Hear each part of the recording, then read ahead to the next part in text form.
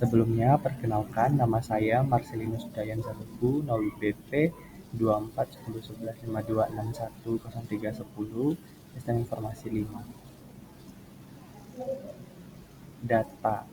Berbicara tentang data, data menjadi sangat penting dalam kehidupan kita sehari-hari. Data menjadi kunci utama untuk kita menghadapi tantangan dan memanfaatkan peluang yang ada. Pada kesempatan kali ini, saya akan menjelaskan tentang pengertian data, fungsi dan manfaat data, serta beberapa contoh data yang dapat kita temui dalam kehidupan sehari-hari.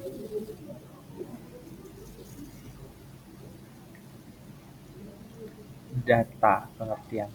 Data merupakan kata jamak dari datum yang umumnya digunakan untuk merepresentasikan baik bentuk tunggal maupun jamak. Data sering dipahami sebagai fakta atau kenyataan mentah atau hasil pengamatan observasi, hasil mencaca, dan hasil mengukur yang masih belum diolah dan disajikan dalam konteks yang berarti dan bermanfaat. Data juga dapat disebut sebagai ukuran objektif karakteristik suatu entitas objek seperti manusia, tempat, benda, dan kejadian atau event. Bentuk data dapat berupa teks, data numerik, suara, maupun citra. Data juga dapat dipahami sebagai sekelompok informasi atau fakta mentah yang dapat berupa simbol, angka, kata-kata, atau citra.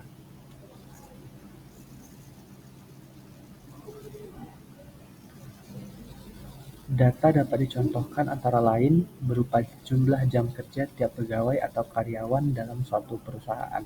Jika data tersebut kemudian diproses, ia dapat dirubah menjadi sebuah informasi. Misalnya, jika jam kerja tiap pegawai dikalikan dengan upah per jam kerja akan menghasilkan pendapatan kotor atau bruto pegawai. Jika angka pendapatan kotor tiap pegawai dijumlahkan, akan menghasilkan total biaya gaji pegawai perusahaan yang bersangkutan. Total biaya gaji tersebut dapat menjadi informasi bagi pemilik perusahaan. Nah, jadi di sini pemilik perusahaan menggunakan data dari total gaji karyawan sebagai catatan untuk pengeluaran gaji dalam perusahaan tersebut.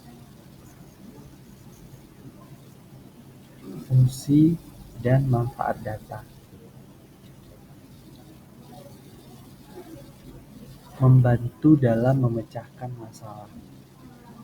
Setiap bisnis pasti pernah menghadapi masalah dan data memiliki peran kunci dalam mengidentifikasi serta menyelesaikan masalah tersebut. Dengan menggunakan data, perusahaan dapat mengidentifikasi akar masalah untuk kemudian dapat mengambil tindakan yang tepat. Yang kedua, dasar perencanaan yang akurat. Data dapat menjadi dasar perencanaan yang akurat dalam merencanakan suatu aktivitas. Sangat penting untuk menggunakan parameter yang tepat. Data dapat digunakan sebagai parameter dan acuan untuk merancang perencanaan yang matang, termasuk perkiraan situasi di masa depan. Nah, di sini bisa kita lihat data digunakan dalam sistem SPK atau sistem penunjang keputusan. Sebagai rujukan pelaksanaan kegiatan. Salah satu fungsi dan manfaat data adalah sebagai acuan dalam melaksanakan kegiatan. Data dapat digunakan sebagai panduan atau standar untuk merencanakan dan melaksanakan suatu kegiatan tertentu. Landasan pengambilan keputusan. Data memiliki peran penting dalam pengambilan keputusan. Ketersediaan data memungkinkan seseorang membuat keputusan yang lebih baik dalam menghadapi permasalahan tertentu. Dengan data yang dapat dipertanggungjawabkan, proses pengambilan keputusan menjadi lebih mudah. Selanjutnya, peningkatan pendapatan dan profitabilitas. Kehadiran data memungkinkan bisnis kita atau suatu perusahaan mengukur kinerja produk, layanan, dan strategi tertentu untuk meningkatkan pendapatan dan profitabilitas. Analisis data dapat membantu mengidentifikasi strategi yang efektif dan efisien dalam mencapai tujuan bisnis. Fungsi yang selanjutnya adalah peningkatan Fungsi yang selanjutnya adalah bahan evaluasi. Data dapat dijadikan bahan evaluasi untuk meningkatkan kualitas lembaga atau organisasi. Dalam konteks tertentu, evaluasi menggunakan data membantu kita untuk mengidentifikasi area yang perlu ditingkatkan untuk mencapai kinerja yang lebih baik. Fungsi data yang terakhir adalah peningkatan kepuasan pelanggan. Kepuasan pelanggan menjadi fokus penting dalam dunia bisnis. Data mentah dapat membantu kita untuk memahami dampak strategi produk terhadap kepuasan pelanggan. Dengan informasi ini, perusahaan dapat meningkatkan kepuasan pelanggan dan tetap bersaing di pasar. Baik, selanjutnya kita akan membahas tentang manfaat data. Ada beberapa manfaat data. Yang pertama, data dapat digunakan sebagai acuan untuk merencanakan suatu kegiatan sehingga perencanaan menjadi lebih terukur dan terarah. Data juga dapat digunakan sebagai parameter untuk membuat perencanaan yang kokoh. Yang kedua, data sebagai dasar pengambilan keputusan. Data dapat kita gunakan sebagai dasar untuk mengambil keputusan yang terbaik dan dapat dipertanggungjawabkan. Dengan menggunakan data, dapat membantu kita untuk mengidentifikasi strategi yang efektif dan efisien dalam mencapai tujuan. Yang ketiga, data sebagai bahan evaluasi. Nah, data dapat kita gunakan untuk bahan evaluasi yang berfungsi untuk meningkatkan kualitas suatu lembaga atau organisasi. Data juga dapat membantu kita mengidentifikasi area yang perlu ditingkatkan untuk mencapai kinerja yang lebih baik.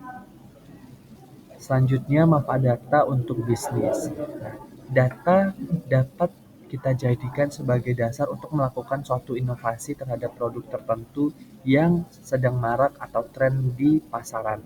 Data dapat membantu kita untuk mengembangkan suatu produk, kemudian data dapat membantu kita untuk memahami tren dan konten yang populer, sehingga membuat kita dapat membantu kita dalam memudahkan membuat konten selanjutnya.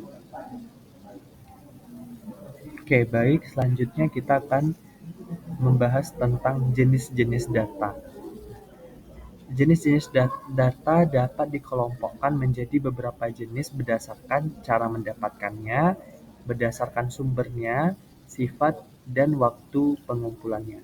Pertama, data berdasarkan cara mendapatkannya. Data primer. Data primer merujuk pada informasi yang diperoleh secara langsung dari objek penelitian, baik oleh suatu organisasi maupun perorangan. Contoh dari data primer adalah data dari survei, wawancara, dan kuesioner. Yang kedua, data sekunder. Data sekunder merujuk pada informasi yang diperoleh dari sumber yang telah ada sebelumnya. Individu tidak perlu mengumpulkan data langsung dari objek penelitian, melainkan dapat memanfaatkan hasil penelitian sebelumnya dalam bentuk grafik, tabel, atau diagram. Misalnya data penyakit spesifik, sensus penduduk, dan lain sebagainya. Yang kedua, data berdasarkan sumber. Data berdasarkan sumber, ada data eksternal. Data eksternal diperoleh dari sumber di luar organisasi atau lokasi penelitian, seperti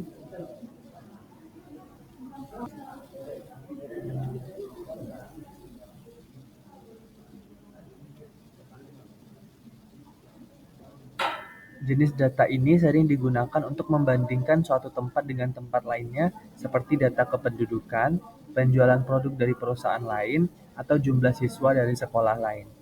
Data internal. Data internal diperoleh langsung dari organisasi atau lokasi penelitian. Contohnya, data karyawan dari sebuah perusahaan atau data mengenai kepuasan pelanggan di suatu perusahaan. Yang ketiga, data berdasarkan waktu pengambilan.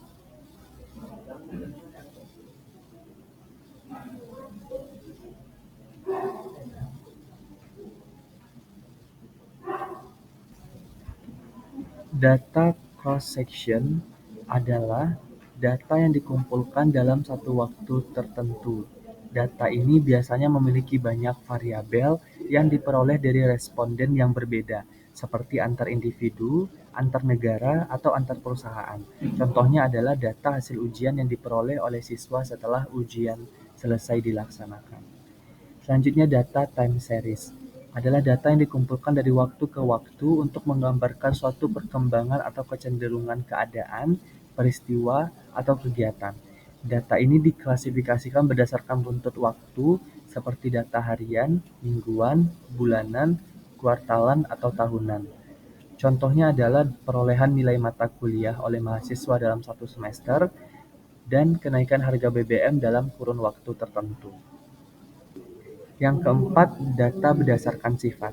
Data kuantitatif diperoleh melalui survei dan memberikan jawaban dalam bentuk angka.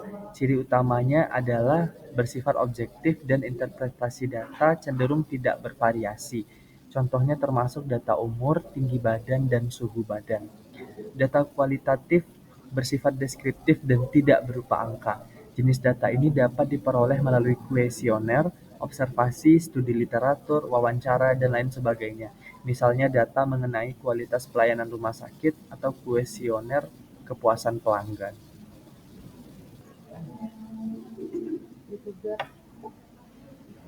Baik, hanya itu saja yang dapat saya sampaikan dalam presentasi saya kali ini. Jikalau ada kesalahan kata, saya mohon maaf. Selamat pagi dan terima kasih.